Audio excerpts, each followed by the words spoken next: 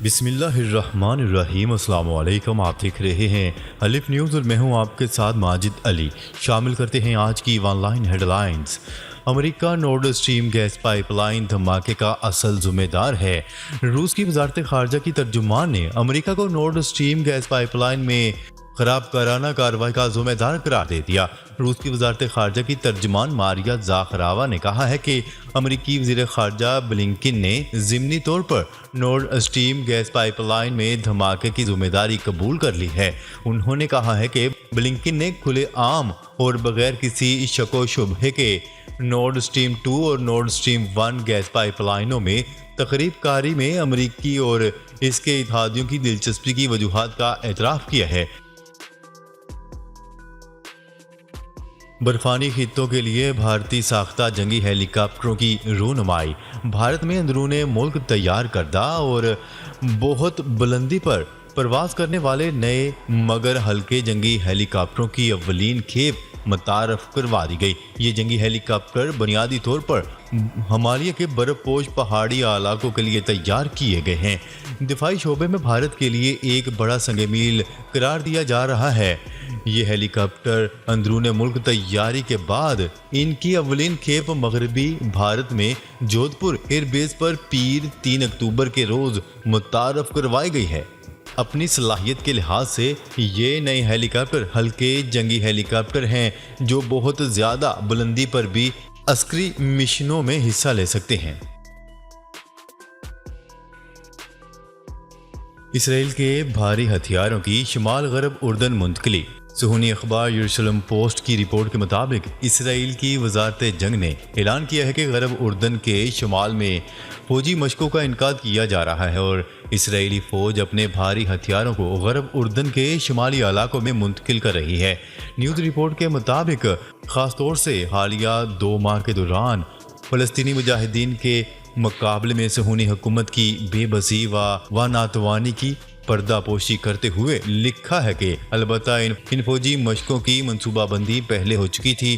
غاصب صہیونی حکام اس وقت غرب اردن کے علاقے میں بڑھتی ہوئی صہیونیت مخالف جدوجہد سے سخت خوفزدہ ہیں، اس لیے وہ بوکھلائے ہوئے پورے علاقے کی صورتحال کو جلد سے جلد کنٹرول کرنے کی کوشش کر رہے ہیں۔ عمرہ زائرین کو سعودی عرب میں 3 ماہ تک قیام کی سہولت۔ عمرہ زائرین کے لیے اچھی خبر سامنے آ گئی۔ سعودی عرب نے عمرہ زائرین کو 3 ماہ تک مملکت میں قیام کی سہولت دے دی۔ سعودی وزارت حج و عمرہ نے تاشقند میں گفتگو کرتے ہوئے کہا ہے کہ نئے پلیٹ فارم کے ذریعے آن لائن عمرہ و زیارت ویزوں کا اجرا آسان بنا دیا گیا ہے۔ انہوں نے کہا ہے کہ پہلے عمرہ ویزے کا دورانیہ 1 ماہ ہوتا تھا، اب دنیا کے کسی بھی ملک سے آنے والے عمرہ زائرین کو 3 ماہ تک مملکت میں قیام کی سہولت دی گئی ہے۔ ایران کے سپریم لیڈر آیت اللہ خامنائی نے مہسا امینی کی ہلاکت پر ملک میں جاری احتجاجی مظاہروں کا ذمہ دار اسرائیل اور امریکہ کو قرار دے دیا۔ آج اپنے خطاب میں انہوں نے کہا ہے کہ ایران مخالف ایجنٹ پیسے لے کر احتجاجی مظاہرے کر رہے ہیں۔ انہوں نے کہا ہے کہ یہ مظاہرے صہیونی حکومت نے منصوبہ بندی کے تحت کروائے ہیں۔ عالمی اور مقامی ناقدین نے مہسا امینی کی ہلاکت کی آزادانہ تحقیقات کا مطالبہ کیا ہے، لیکن خامنائی نے ان مطالبات کو رد کرتے ہوئے کہا ہے کہ ایران کی عدلیہ ہی معاملے کی تحقیقات کرے گی۔ بم کی اطلاع پر بھارتی لڑاکا طیاروں نے ایرانی مسافر طیارے کو گھیر لیا۔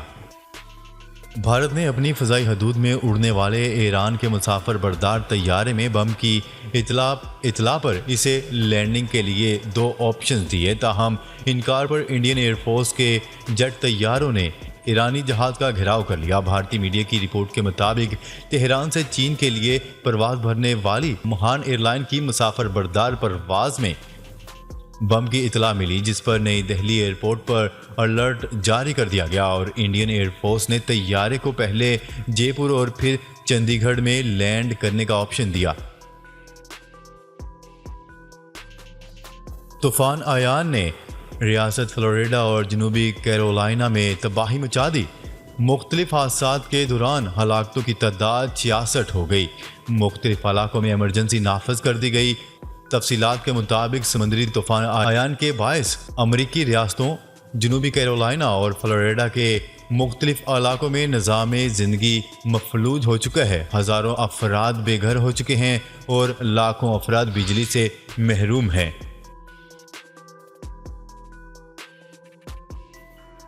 ایران کے مختلف شہروں میں مہسا امینی کی موت کے خلاف مظاہرے، 133 افراد ہلاک۔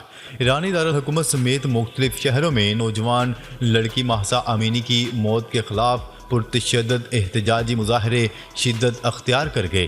مختلف واقعات کے نتیجے میں 133 افراد ہلاک ہو گئے۔ تفصیلات کے مطابق ایرانی پولیس کی حراست میں جواں سالہ مہسا امینی کی ہلاکت کے خلاف ایران سمیت دنیا بھر میں احتجاجی مظاہرے جاری ہیں۔ ایران کے دارالحکومت تہران اور مشہد سمیت کئی شہروں میں مظاہرین نے حکومت مخالف نعرے لگائے اور پرتشدد واقعات رونما ہوئے۔ شریف یونیورسٹی تہران کے طلباء و طالبات بھی گزشتہ روز مظاہروں میں شریک ہوئے۔ پولیس اور مظاہرین کے مابین جھڑپیں بھی روزانہ کا معمول بنتی جا رہی ہیں۔ ایرانی مظاہرین سے اظہار یکجہتی کے لیے امریکہ، آسٹریلیا، برطانیہ، سوئٹزرلینڈ، اٹلی اور نیدرلینڈ سمیت مختلف ممالک کے شہریوں نے احتجاج کیا۔